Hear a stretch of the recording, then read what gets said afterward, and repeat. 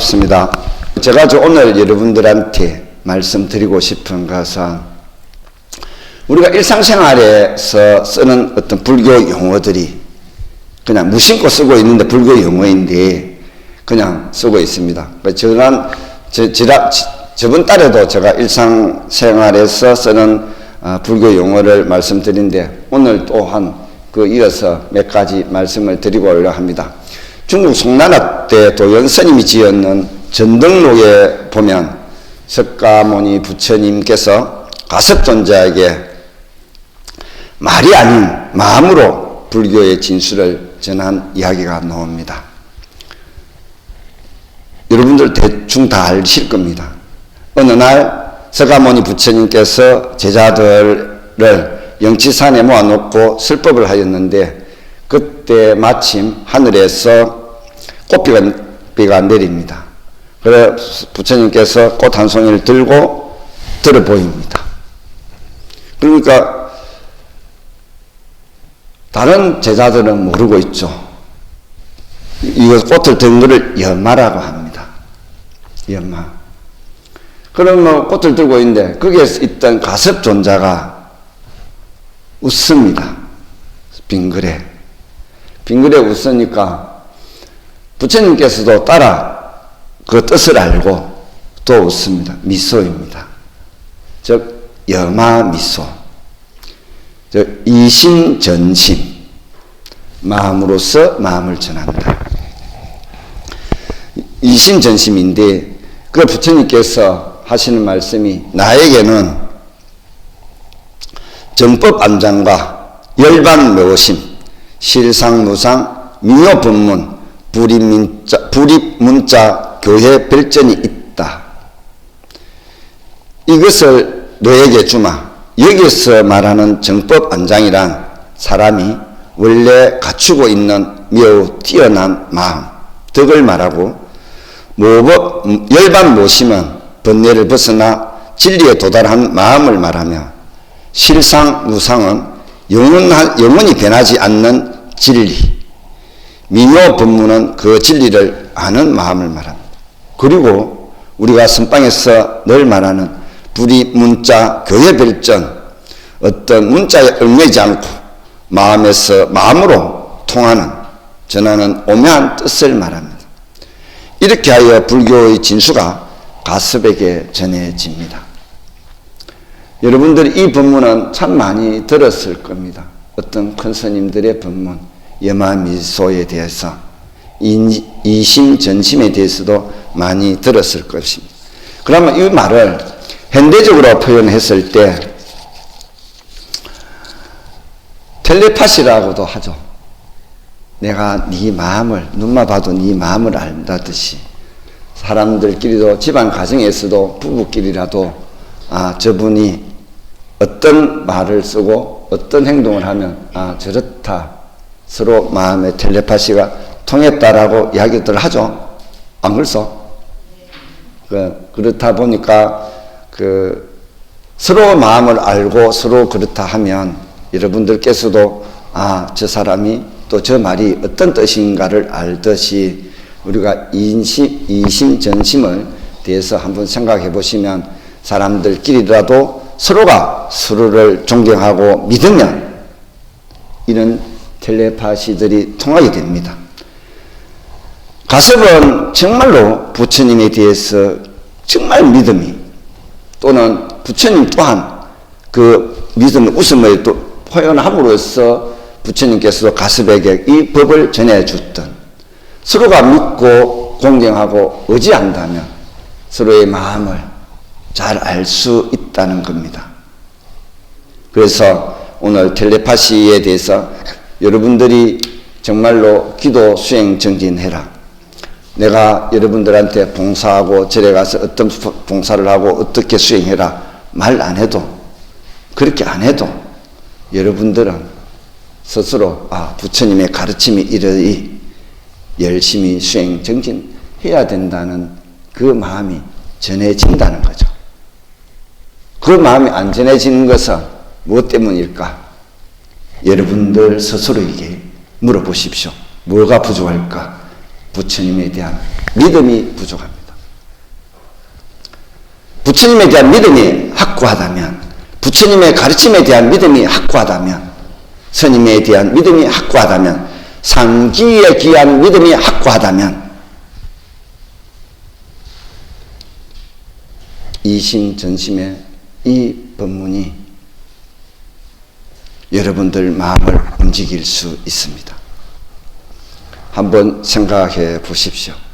여러분들 스스로가 불자로서 법문을 들어왔는데 내가 얼마나 삼기에 기하고 믿음이 있을까?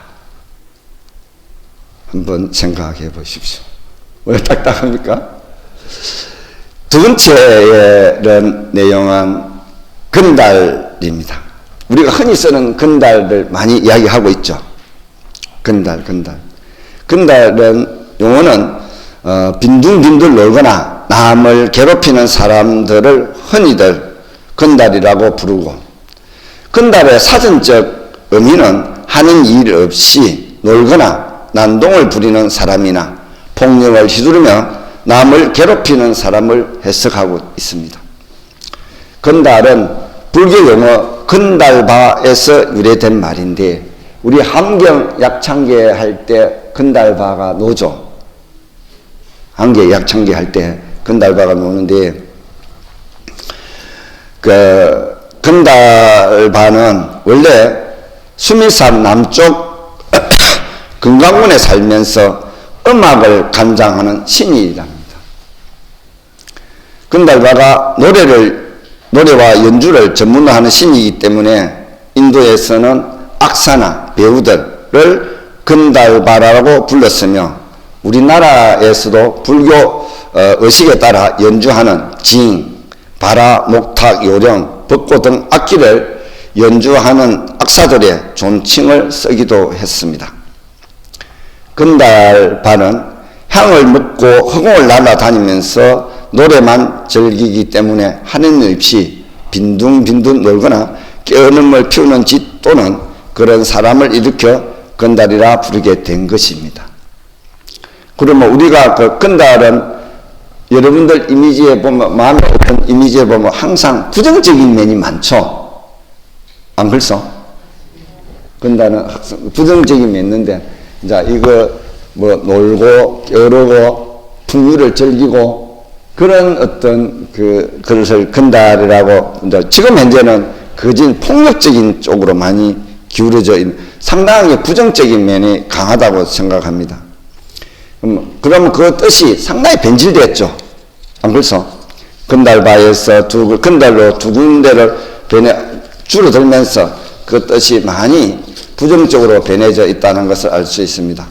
그럼 우리들은 이 건달에서 얻는 교훈은 무엇인가 하면, 이 세상에는 할 일이 많고 해야 할 일들도 많고 배워야 할 일들도 많이 있는데, 돈 귀한 줄 모르고 시간 귀한 줄도 모르고 그냥 흥청흥청 살아간다는 우리 이것을 교훈을 삼아서 그리 살지 말아야 된다. 무슨 말인지 알겠습니까? 그리 살지 말아야 된다. 정말 사람 몸을 받았기 어려운 사람 몸 받았어. 만나기 어려운 불법 만났어. 시간 한 시간 이 몸을 언젠가는 가야 되는데, 언젠가는 가야 안 됩니까? 언젠가는 가야 되는데, 그 가기 전에 우리는 많은 일들과 공부를 많이 해서 갈 때를 대비를 해야 됩니다. 건달처럼 흥청망청 시간을 낭비하지 마시기 바랍니다. 우리가 접근하면 끝이라면, 윤회를 믿지 않는다면 그래도 됩니다. 그렇지만 우리의 생명은 늘 연속적으로 일어나고 있습니다. 전생이 있고 내생이 있고 미래생이 있든 역삼시에 돌아가는 우리의 삶이 늘 있기 때문에 거기에 대해서 한번 생각해 보시고, 제가 오늘 말하고 싶은 건달에 대해서는 시간을 허비하지 말라. 시간을 허비하지 마시고 늘 정진해서 비울 것 많은 것을 비우고 육도윤회를 벗어나지 않는 한은 우리는 늘 태어납니다. 그래서 오늘 건달에 대한 이야기는 여러분들한테 말하고 싶은 것은 시간을 허비하지 마라. 그리고 열심히 정진해라. 아시겠죠? 세 번째는 아수라입니다. 아수라는 여러분들이 방금 제가 말한 아수라 장어에 대한 이야기입니다. 세 번째는 우리가 흔히 말하는 어떤 상황을 보면 아수라장이 되었다라고 이야기를 많이 하죠. 그럼 이 아수라장이 어디서 왔을까라는 이야기를 해보고 하는데, 아수라장은 전란이나 싸움, 사고 등으로 해서 끔찍하고 혼란한 상태에 빠진 현장을 가리키는 말입니다. 이런 말은 불교에서 아수라는 세계에서 유래되었습니다. 육도윤회 중에 지옥, 악이, 축생, 사람, 아수라, 천상, 이 아수라의 세계는 늘 싸움이 끊어지지 않는 곳으로 여기서 파생된 말입니다. 아수라장은 끊임없이 분란과 싸움이 일어나 난장판이 된 곳을 가리킨 말로 사용되고 있습니다. 아수라는 얼굴이 셋이고 팔이 8개인데 훔측한 모습을 하고 있는데 정오심이 가득하여 싸우기를 좋아하고 전쟁의 신이라고도 합니다. 그러다 보니 맨날 싸우다 보니까 아수라인데 우리는 그런 모습을 보고 했을 때 아수라장이 되었다. 아수라. 그러면 그가 하늘의 천신들과 싸워서 이기면 빈곤과 재앙이 온다고 합니다. 결국 우리들의 인간들이 선행을 많이 하고 행하면 하늘의 힘이 강해져서 선신들이 이기게 되고 아수라를 물리칠 것이고, 또 우리들이 늘 선행을 하지 않고 악한 일을 하게 많으면 아수라가 이겨서 우리 세상에는 또 피비린내 나는 일들이 많이 있겠죠. 그래서 여러분들께서도 우리가 이 사회에서 살아가는 나의 행동 하나하나가 선의롭고 정의롭고 또는 많은 사람을 도와줌으로 해서 아수라장의 어떤 이런 현상들은 일어나지 않습니다. 우리들의 모습 하나하나가, 행동 하나하나가 아수라의 그 신을 닮으면 안 되고 선한 행동을 많이 했을 때 또는 착한 일을 많이 했을 때 감사하는 마음이 많이 일어났을 때 아수라의 세계는 무너지고 또는 선신의 세계가 더더욱 등장할 것이라는 것을 말씀드립니다. 마지막으로는 무진장에 대해서 말씀드리겠습니다. 우리가 쓰는 말 중에 무진장은 너무 많이 쓰고 있죠. 안 그렇소? 무진장에 대해서 너무 많이 쓰고 있습니다. 불교 용인 무진장의 원래 뜻은 엄청나게 많고 또 다함이 없는 상태인데, 한자 뜻대로 하면 풀이해 보면 끝이 없이 많은 것을 의미합니다. 중국 수나라의 해원스님이 지어놓은 대성의 장이라는 책을 보면 덕이 늦고 붕함이 없는 것을 무진이라 하고, 이 무진한 덕을 포함한 곡간을 창고를 장이라고 한다고 합니다. 그래서 무진장입니다. 끝이 없이. 결국 무진장은 불법의 무궁무진함을 비유한 말이게 됩니다. 그런데 우리나라의 전라북도에 가보면 무안군이 있고 무주군이 있고 진안군이 있고 장수군이 있습니다. 혹시 여기 전라북도 여기 계시는 분 손 한번 들어보소. 없어? 근데 무주군에 가보면 덕유산이 있습니다. 그게 리조트도 있고 겨울 스키장이 있습니다. 제가 그 덕유산에서 1년 반을 수행하면서 기도하면서 지냈던 곳입니다. 근데 그 무주군과 진안군에 가면 마이산이 있죠. 진안군에 가면. 장수군에 가면 그 사고지가 있습니다. 우리나라 4대 사고지 중에 한 곳이 있습니다. 장수군에 가면. 근데 그 뜻은 다릅니다. 한자 앞에 뜻은 다릅니다.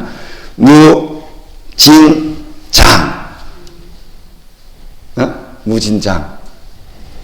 근데 그 지금 말하고 싶은 것은 그 뜻은 다 다른, 앞에 한자도 뜻고 다 다른데, 그러나 그 지역에 있는 사람들이 정말 무진장하게 웃음도 많고 눈물도 많고 마음도 따뜻합니다. 제가 무주군에서 살아봐서 아는데, 무주군에서 그 덕유산에서 기도할 때 덕유산에 백년사라고 절이 있습니다. 백년사에서 무주군 그 밑에까지 내려오면 1시간 8km, 10km 정도 됩니다. 백년사에서 그 밑에까지 내려오는데 엄청 깁니다. 2시간 정도 걸어가야 될걸. 근데 거기에 살면서 사람들을 오늘 기도하러 오시는 분들이라 보면 마음이 너무 따뜻하고 정말 불교의 이거 무진장의 무자에 그렇다라는 생각이 들고, 그러게 특이한 것을 하나 소개해 드리면 이가 별거입니다. 제가 그 기도하고 있을 때 공양주 보살님을 한번 소개할까 합니다. 그분이 5살 묻는 애를 낳아놓고 병이 들어서 정말 집에서는 그 죽는다고 가라고 포기를 한 상태였습니다. 근데 정말 빼빼 말라서 다 죽고 갔는데, 그래서 그 신랑이 그나 죽음에 절에 가서 죽으라고 절집에 올라와서 백년사에서 살게 되었답니다. 백년사에 살게 되었는데 5살 묻는 애를 떼놓고 그냥 신랑이나 이렇게 와서 사는데, 그 보살님이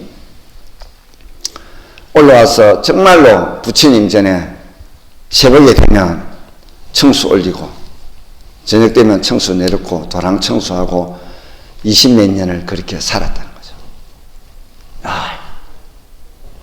그래서 사다 보니까 병도 낫고 아들도 포항공대 가서 박사 받고, 자기는 스님 제가 아파서 이렇게 왔지만 제가 한글 업문도 떼고 부처님 경전도 볼 수 있고 몸도 건강하고 제가 이렇게 산 것에 대해서 정말 감사합니다. 자기가 죽어서 신랑이 절에 가서 죽으라고 절에 들여다 줄 때 그때 신랑은 어떻게 했으며, 5살 먹는 아들을 떼놓고 절에 들어서 살았는데 그때 마음은 어떻겠습니까? 그렇지만 절에 와서 열심히 기도하고 도랑 청소하고 도랑에 있는 모든 걸 각각하면서 20몇 년을 살다 보니까 모든 것이 다 해결되었습니다. 부처님 감사합니다. 제 기도할 때 제 옆에서 철학 기도를 제가 하면 옆에서 철학 기도하고 스님 감사합니다. 그러면 여기서 말하는 것은 부처님 법이 무궁무진한데, 또한 우리의 업 또한 무궁무진한데 어떻게 할까? 여러분들이 절에 와서 그냥 법회 한번 참석했다고 공부하고 다 한 게 아니라 정말 지극정성으로 기도 정진했을 때 나의 업도 녹이고 나의 가족들이나 애들이나 다 커갈 수 있습니다. 그 보살님을 한 번씩 생각을 해보면 정말 수행자였다. 왜? 아무리 어려워도 놀지 않고 겨울 되면 꽃을 접습니다. 요 등 이거 혼자서 방에 안 있습니까? 접습니다. 접어서 초파일 되면 다 만들어내면 초파일 되면 드러내고, 초파일 되면 드러내고 나물이 올라오면 그 나물 다 캐서 초파일 때 신도님들한테 비빔밥 해주려고 나물을 다 따듬어서 다 그리하고, 그러면서 많은 사람들이 등산객이 그 덕유산 올라가면 사람들이 등산객들이 와서 밧줄 하면 한 번도 얼굴 내색 안 찡그리고 밥 다 주고, 저는 보살이라 생각했습니다. 그렇다고 덩치가 큰 것도 아니고 조그마한 보살님이 강단 있게 그렇게 그 절집 생활을 해가는 걸 보고, 그 기도를 끝나고 나서 제가 한 10년 정도 있다가 한번 찾아갔습니다. 10년 더 됐겠다. 그때 제 기도에 뒷바라지를 해줘서 너무 감사해서 한번 찾아갔는데 안 계셨습니다. 안 계셨는데, 제가 오늘 이 법문 자리에서 그 보살님을 말씀드리는 것은 너무 고마웠어.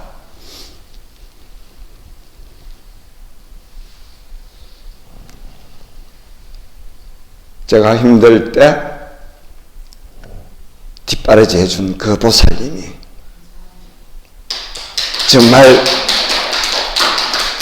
정말 보살이었다는 생각을 늘 가지고 있고, 우리 또한 제가 주지를 하고 있으면서 어려운 사람들이 온다면 기꺼이 그분들을 위해서 봉사할 것이고, 또 여러분들한테도 기꺼이 열심히 기도 정진해라.